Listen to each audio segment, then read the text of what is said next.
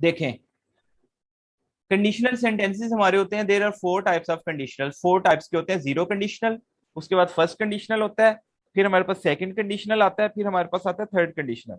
One by one इनको हम देखते हैं। तो सबसे पहले जीरो कंडीशनल है। अब हर कंडीशनल जो सेंटेंस है उसमें दो चीजें होंगी, कंडीशन होगी और उसका रिजल्ट होगा। एक चीज याद रखना है, एक पॉइंट जो है ना वो याद रखना है, ये कि कंडीशन और रिजल्ट आगे पीछे हो सकते हैं। जरूरी नहीं है कि पहले कंडीशन आए बाद में रिजल्ट आए, पहले रिजल्ट आ सकता है बाद में कंडीशन आ सकती है। ठीक है, ये पॉइंट भूलना नहीं है। अच्छा, अब देखो एग्जांपल देखो पहले। If you stand in the rain you get wet. मुझे बताएं कि ये कौन सा टेंस है। If you stand in the rain, if you stand in the rain कौन सा टेंस है? Present present indefinite. Indefinite. Present definite है ना। यू गेट वेट ये कौन सा टेंस है? ये पास्ट इंडेफिनिट। नहीं ना, गेट फर्स्ट फॉर्म है, ये प्रेजेंट हुआ ना। मतलब ये भी इफ यू प्रेजेंट है। स्टैंड इन द रेन ये भी प्रेजेंट है, प्रेजेंट डेफिनेट है। उसके बाद यू गेट वेट ये भी प्रेजेंट डेफिनेट है। तो अगली एग्जांपल भी देख लो। If you heat ice it melts, तो क्या हुआ? ये कौन सा टेंस है? इफ यू हीट आइस कौन सा टेंस है? ये प्रेजेंट। प्रेजेंट। प्रेजेंट डेफिनेट है। इट मेल्ट्स भी प्रेजेंट डेफिनेट। तो यहाँ एक चीज क्लियर हो गई कि जीरो कंडीशनल में हमारी जो कंडीशन होती है, if you stand in the rain ये कंडीशन है। मतलब अगर आप बारिश में खड़े होते हो तो उसका रिजल्ट क्या होगा? यू गेट वेट, तुम गीले हो जाते हो। तो जीरो कंडीशन में हमारे पास कंडीशन भी प्रेजेंट इंडेफिनेट में है और रिजल्ट भी प्रेजेंट इंडेफिनेट में है। ठीक है, इसी तरह if you heat ice present definite है, ये कंडीशन है, इट मेल्ट्स रिजल्ट इसका है। तो क्या हुआ? इसका स्ट्रक्चर माइंड में रखना है, प्रेजेंट प्रेजेंट। ठीक है, ये भूलना नहीं है। इसका स्ट्रक्चर होगा प्रेजेंट में कंडीशन है और रिजल्ट भी प्रेजेंट में। अब इसका यूज देख लेते हैं। Uses, it is used for generally true and scientific facts. अच्छा, जनरली ट्रू कैसे होगा मैं आपको बताता हूँ। देखो, if you stand in the rain, अगर आप बारिश में खड़े हो तो यू गेट वेट। तो देखो ये रियलिटी है, ये एक ट्रू स्टेटमेंट है। इससे कोई डिनाई नहीं कर सकता कि बारिश में खड़े होने से आप ऑब्वियसली गीले ही होगे। तो ये एक रियलिटी है। तो एक तो ये यूज किया जाता है, जीरो कंडीशन को यूज करते हैं हम जनरली ट्रू स्टेटमेंट्स के साथ, जैसे ये है हकीकत पर मबनी हो जो। दूसरा है साइंटिफिक फैक्ट्स के लिए यूज करते हैं। देखो कैसे, if you heat ice it melt. अगर आप बर्फ को गर्म करते हो तो ये मेल्ट होती है। तो इसका मतलब ये हुआ कि ये साइंटिफिक फैक्ट है कि अगर आप बर्फ को गर्म करोगे तो वो पिघलती है।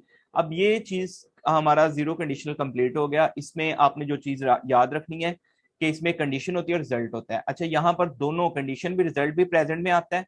ठीक है, उसके बाद यूज इसका ये है कि ये जनरली ट्रू और साइंटिफिक फैक्ट्स के लिए यूज होता है, जनरली ट्रू स्टेटमेंट्स के लिए। ठीक है, इधर स्टेटमेंट भी आएगा।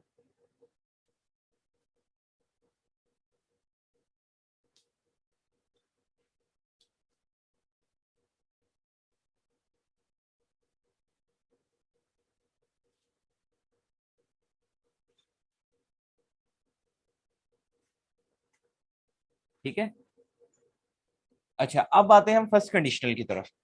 फर्स्ट कंडीशनल में हमारे पास देखें कि कंडीशन प्लस रिजल्ट सेम वही है। यहां पर आप सेंटेंस देखते हैं, if it rains we will cancel the party. We के साथ शेल लगाएंगे, आई वी के साथ शेल यूज करते हैं जी। अब ये बताएं, इफ इट रेन्स कौन सा टेंस है? ये जल्दी जल्दी बोलते जाए, वेट नहीं करवाओ। It present indefinite. Present present definite है। Indefinite. We shall cancel the party ये कौन सा टेंस है? फ्यूचर। फ्यूचर हो गया। अब अगली एग्जांपल भी देखते हो। If you work hard you will achieve your purpose. If you work hard present indefinite, you will achieve your purpose ये फ्यूचर इंडेफिनेट। तो यहाँ पर देखो इस फर्स्ट कंडीशन में स्ट्रक्चर चेंज हो गया। वहां प्रेजेंट था और प्रेजेंट था, कंडीशन भी रिजल्ट भी। यहाँ क्या है? प्रेजेंट प्लस फ्यूचर है।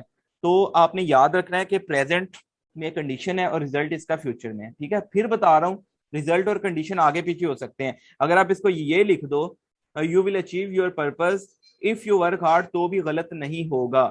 इसी तरह ऊपर वाले को we shall cancel the party if it rains, तो भी गलत नहीं होगा। फर्क सिर्फ इतना, रिजल्ट पहले आ गया, कंडीशन बाद में आ रही। अब इसका यूज देखो, it is use to show a possible situation in future. तो फ्यूचर में एक मुमकिन सूरत हाल जो है उसको डिस्क्राइब करने के लिए हम यूज करते हैं फर्स्ट कंडीशनल। कैसे? इफ इट रेन्स, अगर बारिश होती है तो मुमकिना सिचुएशन क्या बनेगी कि हम पार्टी कैंसिल कर देंगे, ये मुमकिना या पॉसिबल सिचुएशन है। इसी तरह इफ यू वर्क हार्ड, अगर आप मेहनत करते हो तो इसके नतीजे में मुमकिना पॉसिबल सिचुएशन क्या होगी, you will achieve your purpose, कि आप अपना गोल हासिल कर लोगे। तो क्या हुआ इसमें, कंडीशन और रिजल्ट, कंडीशन आपके प्रेजेंट में है, रिजल्ट फ्यूचर में है, ठीक है। तो ये याद रखना है। दूसरा यूज देखना है कि ये पॉसिबल सिचुएशन के लिए यूज होता है इन फ्यूचर आपके मुस्तकबिल में, ठीक है। अब बात करते हैं सेकंड कंडीशनल की। Condition plus result same. If I won the match I would give you a treat. अच्छा, ये if I won the match कौन सा ये है, सेंटेंस कौन सा है, past tense, indefinite. Past indefinite है, ठीक है। इसका आगे है I would give you a treat, तो यहाँ क्या है कि वुड के साथ फर्स्ट फॉर्म आ रही है, ठीक है।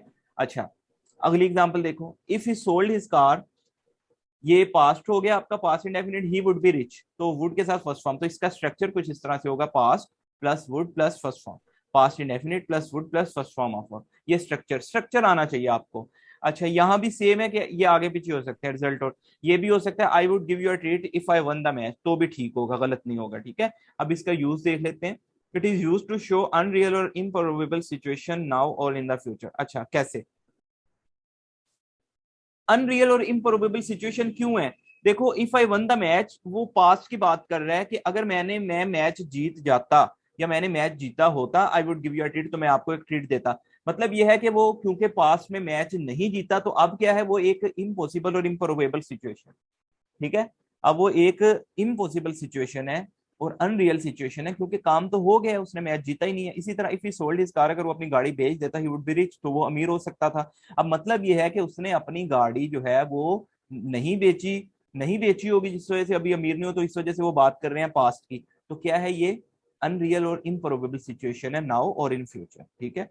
तो इसके लिए आप सेकंड कंडीशनल यूज करते हो, स्ट्रक्चर बता दिया है, past indefinite plus would plus first form of verb, ठीक है। अब लास्ट में है third conditional, condition plus result. देखो if you had studied you would have pass the exam. अब मुझे बताएंगे ये कौन सा टेंस है, इफ यू हैड स्टडीड कौन सा टेंस है, पास्ट परफेक्ट। पास परफेक्ट है, ठीक है। अच्छा, if you had studied past perfect है, you would have pass the exam. तो अगर आप क्या करते हो, स्टडी करते हो, तो आप एग्जाम पास कर चुके हो। तो अगर आपने अगर आप स्टडी कर चुके होते तो आप एग्जाम पास कर चुके हो। तो अब यहाँ पर भी देखो, अगली एग्जांपल देखो, if he had not been sick, अगर वो बीमार ना रह चुका होता, he would have gone to your party, तो तुम्हारी पार्टी पर जा चुका था। अच्छा, पहले स्ट्रक्चर देख लेते हैं, बाद में इसको डिस्कस करते हैं यूज को। Past perfect plus would have plus third form of verb, ठीक है। तो past perfect plus would have plus third form of verb, ये इसका स्ट्रक्चर है। अब देखो इसका यूज क्या, it is use to show an imaginary situation that did not happen in the past. अच्छा, अब ये क्या है, यहाँ भी इमेजिनरी सिचुएशन है जो पास्ट में हुआ ही नहीं है। कैसे, वो कह रहा है कि इफ यू हैड स्टडीड, अगर तुम मेहनत कर चुके तो you would have pass the exam, तो तुम इम्तिहान पास कर चुके, क्योंकि अब वो क्योंकि फेल हो चुका है, इस वजह से सिर्फ वो इमेजिन कर सकता है, एक इमेजिनरी सिचुएशन है, ठीक है। सेम यहां पर भी सेम है, if he had not been sick, अगर वो ना बीमार ना रह चुका होता, he would have gone to your party. मतलब ये है कि वो पार्टी पर नहीं गया, इस वजह से वो सिर्फ इमेजिनरी सिचुएशन वो बात कर रहे हैं कि अगर वो बीमार ना होता तो वो जा सकता था, ठीक है। यहाँ कोई क्वेश्चन है यहाँ तक, ये बस आपने उसका हर कंडीशन का स्ट्रक्चर आपको आना चाहिए, ठीक है। अब इसमें कोई क्वेश्चन पूछना है तो पूछ लें, बाकी अभी हम क्वेश्चन सॉल्व करते हैं, फिर मैं आपको बताता हूँ सेंटेंसेस में किस तरह से यूज करते हैं, तो ठीक है। ये मैं फाइल भी शेयर कर दूंगा आप लोगों के साथ, तो इसको जो है ना वो आप लोग देख लेना, ठीक है। अभी कोई क्वेश्चन इससे रिलेटेड है तो पूछ ले, वरना करेक्शन पर आ जाए जल्दी से।